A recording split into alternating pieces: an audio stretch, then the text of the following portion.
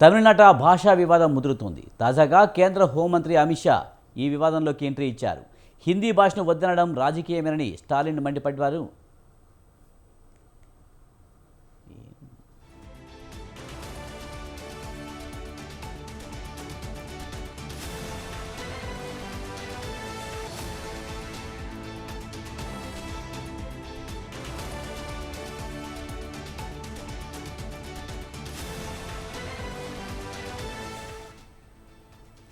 త్రిభాషా విధానం అమలుకు సంబంధించి కేంద్ర ప్రభుత్వం, తమిళనాడు సర్కారు మధ్య వివాదం రోజురోజుకు ముదురుతుంది.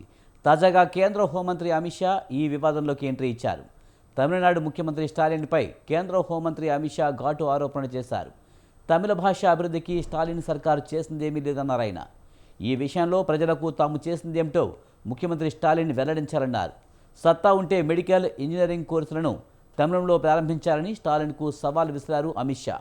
తమిళంతో పాటు అన్ని ప్రాంతీయ భాషల అభివృద్ధికి నరేంద్ర మోడీ నాయకత్వంలోని కేంద్ర ప్రభుత్వమే కృషి చేస్తుందన్నారు. సెంట్రల్ ఆర్మడ్ పోలీస్ ఫోర్సెస్లో ప్రవేశానికి జరిపే పరీక్షలో తొలిసారి తమిళంలో రాసే అవకాశాన్ని కల్పించిన ఘనత నరేంద్ర మోడీ ప్రభుత్వానిదేనన్నారు. వచ్చే ఏడాది జరిగే అసెంబ్లీ ఎన్నికలలో గెలవడానికి భాషా వివాదాన్ని డీఎంకే ఉపయోగించుకుంటుందని కేంద్ర మంత్రి అమిత్ షా తీవ్ర ఆరోపణలు చేశారు.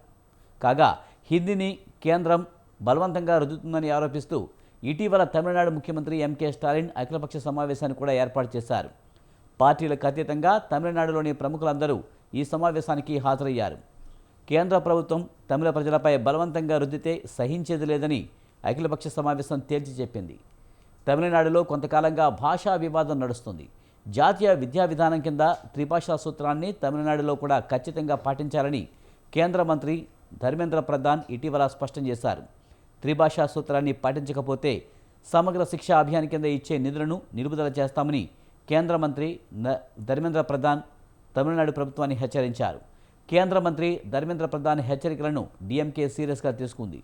దీంతో గెట్ అవుట్ స్టాలిన్ అంటూ తమిళనాడు ఉప ముఖ్యమంత్రి ఉదయనిధి స్టాలిన్ ట్వీట్ చేశారు. దీనికి భారతీయ జనతా పార్టీ కౌంటర్ ఇచ్చింది.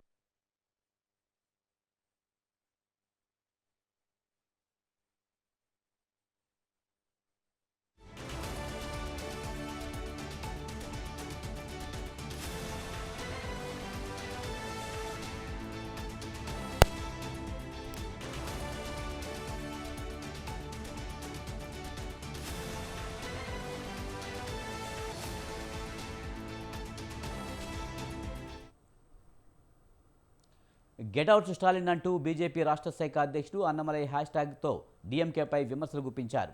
త్రిభాషా సూత్రం కింద హిందీని అంగీకరించడం అంటే తమిళ భాషకు తిరోధికాలు ఇవ్వడమే అంటున్నారు ఉప ముఖ్యమంత్రి ఉదయనిధి స్టాలిన్. హిందీని బలవంతంగా రుద్దడానికి కేంద్ర ప్రభుత్వం చేసే ఎటువంటి ప్రయత్నానైనా తాము అడ్డుకుంటామన్నారు ఉదయనిధి స్టాలిన్. అంతేకాదు, త్రిభాషా సూత్రాన్ని అమలు చేస్తేనే సమగ్ర శిక్ష మిషన్ నిధులు ఇస్తామని, లేదంటే ఇచ్చేది లేదని కేంద్ర మంత్రి ధర్మేంద్ర ప్రధాన్ హెచ్చరించాడని డీఎంకే ప్రభుత్వం సీరియస్గా తీసుకుంది.